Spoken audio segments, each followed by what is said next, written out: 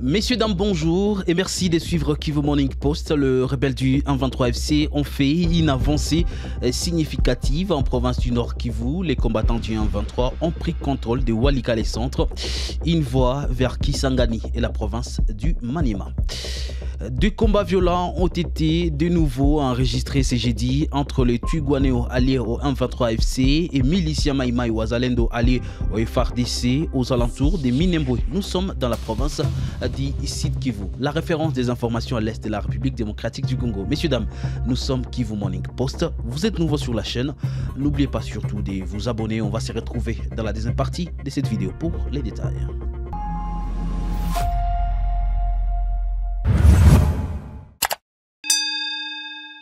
Messieurs, dames, bonjour. Les rebelles du 123 ont pris tard dans la soirée de mercredi le contrôle de la cité de Walikale Centre, chef-lieu du territoire de Walikale, après de violents combats contre l'armée congolaise appuyée par les combattants Wazalendo. L'information a été confirmée par plusieurs sources concordantes citées par Kivu Morning Post. Suivons à ce sujet ces témoignages sous couvert d'anonymat.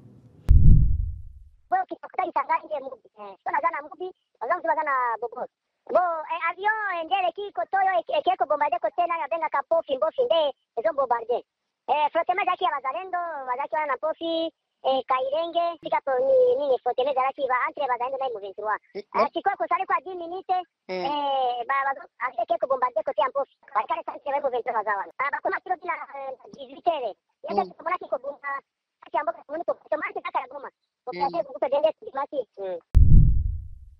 Les affrontements entre l'armée congolaise et le groupe 123 FC et leurs alliés respectifs ont atteint hier dans l'après-midi la cité de Walikale où nos équipes sont présentes. La base des MCF a été prise entre les tirs croisés avec le bal atteignant certaines de nos structures et de nos véhicules. MCF n'a pas été directement ciblé par ces tirs et notre équipe est confinée jusqu'à ce que les conditions de sécurité soient suffisamment garanties pour reprendre les activités. Ici, le chef de mission adjoint des MCF, Marco Doneda, en parle. Les affrontements entre l'armée congolaise et le groupe armé M23 AFC et leurs alliés respectifs ont atteint hier dans l'après-midi la ville de Walikale, où nos équipes sont présentes. La base de MSF a été prise entre les tirs croisés avec des balles impactant nos structures et certains de nos véhicules. MSF n'a pas été directement ciblé par ces tirs et notre équipe est confinée jusqu'à ce que les conditions de sécurité soient suffisamment garanties pour reprendre les activités. Des explosions massives ont également eu lieu à proximité de l'hôpital général de la ville de Walikale, où le personnel médical continue d'assister une soixantaine de patients. MSF rappelle à nouveau les belligérants à la protection de la mission médicale, des structures et du personnel de santé, ainsi que des organisations humanitaires. Les équipes MSF s'inquiètent d'un potentiel afflux de blessés dans les prochaines heures et jours. Ces derniers jours, la ville de Walikale s'était déjà pratiquement vidée de sa population sous la panique. L'insécurité dans la région ces dernières semaines a créé un climat de peur pour la population civile qui a rapidement pris fuite en entendant des tirs d'artillerie et aux alentours. Des affrontements violents ont éclaté ces matins entre les groupes armés locaux du Wazalendo alliés à l'armée congolaise et les combattants Twirwaneho qui font allégeance aux rebelles du 123 AFC. Ces combats sont signalés à Kalewa dans les territoires des Fizi en province du Sud Kivu. Suivons à ce sujet Aimable Naboulizi, porte-parole des Wazalendo dans la zone. Et affrontement ce jeudi matin, 20 mars 2025, dans le village de Kawera, Bougamon, Kifumu. Sont des villages qui se situent, qui environnent, dirais-je, Minembwe, la cité de Minembwe. Alors, ces affrontements opposent les autodéfenses et les Wazalendo qui défendent leur patrie contre les AFC Twirwaneho qui se sont officiellement alliés à M23 comme l'a proclamé le chef Pia Sonam, c'est Matama, la fois passée.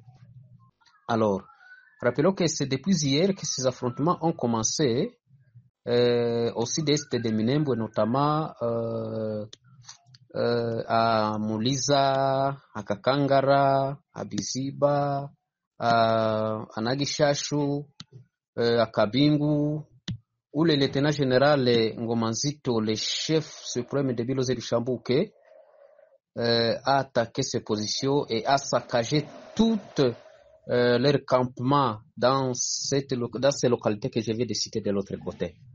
Alors, le même hier, mercredi, le général Kakobanya, Nakalambijiste, a aussi attaqué la localité de Mikenge. Là, nous sommes déjà à Mwenga, en secteur d'Itombwe, a attaqué à Mikenge, Bilalombili, Tuetue, Ngesi, et a également saccagé toutes les habitations et les positions de AFC Twirwaneho, soutenus par le M23, mais aussi le Rwanda. Ils forment même les frontières de Bijabo, les fiefs du défait Makanika, pour se faire un saut vers Kalingi Minembwe. Il a tout saccagé. Et là même, vous avez mis même le bilan que je vous ai adressé hier. Il a capturé au moins quelques AK, au moins 4 AK, quelques morts, au moins 5 morts, des bottes, des cartons de médicaments, des matelas, des godillots, et beaucoup de choses qu'il a capturées dans leur campement à Mikenge. Voilà, aujourd'hui, les Wazalendo poursuivent les attaques jusqu'à ce que Minembwe soit libéré. Nous n'allons pas admettre ou accepter que Minembwe soit toujours dans le main des AFC Twirwaneho. Au moment où Minembwe c'est en RDC, Minembwe n'est pas au Rwanda, Minembwe n'est pas à Kigali, Minembwe c'est en RDC. Voire même Mikenge, nous n'allons pas accepter que Mikenge reste ou bien demeure toujours dans le main de l'agresseur des AFC Twirwaneho du M23 à notre présence. Nous allons nous rassurer que toutes ces deux entités sont libérées et sont entre les mains de nos Wazalendo.